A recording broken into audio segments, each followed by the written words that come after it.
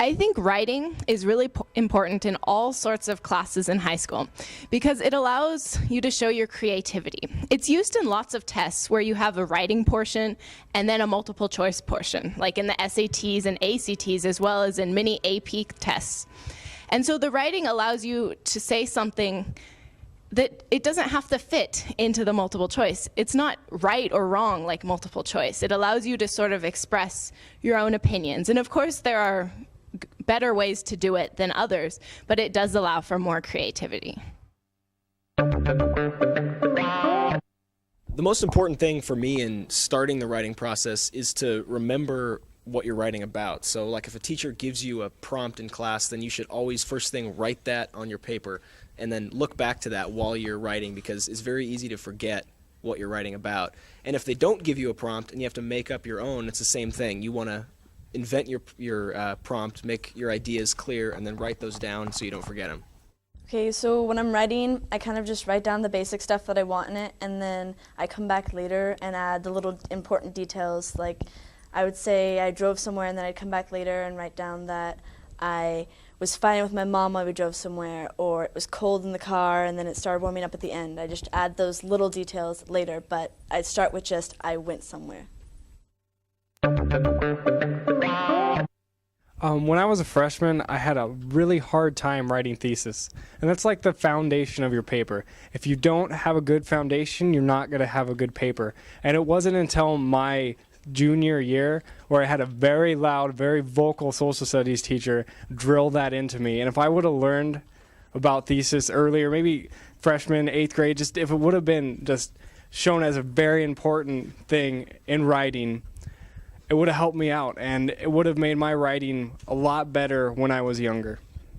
So you get a thesis, which is an objective piece of information, and from there you take other pieces of information that you found that relate back to your thesis, organize it through your essay. If you're doing the 5-paragraph, 3-body stereotypical essay, well then you'd have one major piece of evidence in the first paragraph, and then one in the second, one in the third, and you take all of those and you discuss it, thoroughly explore it, and then you can go ahead and in the last sentence relate it back to your thesis so it becomes a piece of supporting information.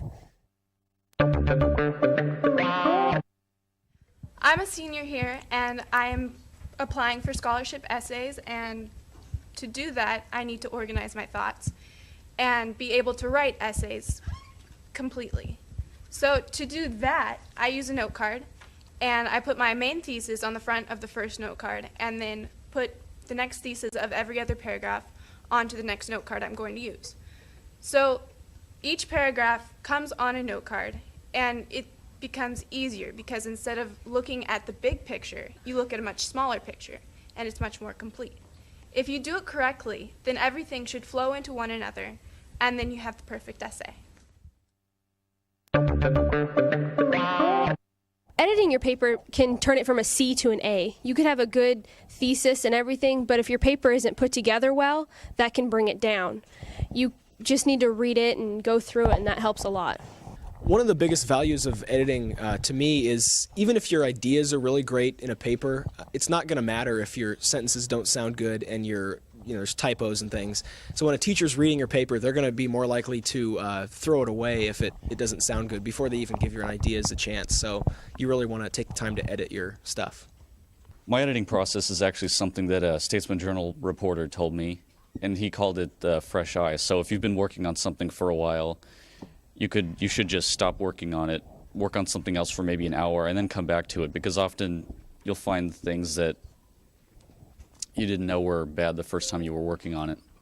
I read it myself. I circle things that are misspelled, or if I have a sentence that just stops, I try to make myself explain what I meant in that sentence, try to lengthen it. I have other people read it, such as sometimes my teachers or parents or friends. They help out a lot.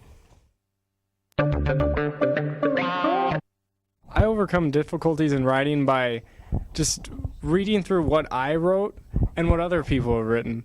I have my essays, anything I do, read by my mom and my dad. I go to my friends. I go to my teachers, other teachers that haven't assigned me that assignment. I just you just have to work on your writing. You have to work through it. You have to say it in your head. You have to say it out loud. You have to say it to other people. You have to have other people say it to you. It's just a really, there's a lot of details and a lot of steps in the process that you have to go through. And every writer does it. You shouldn't feel bad that you don't get it right the first time, because nobody does.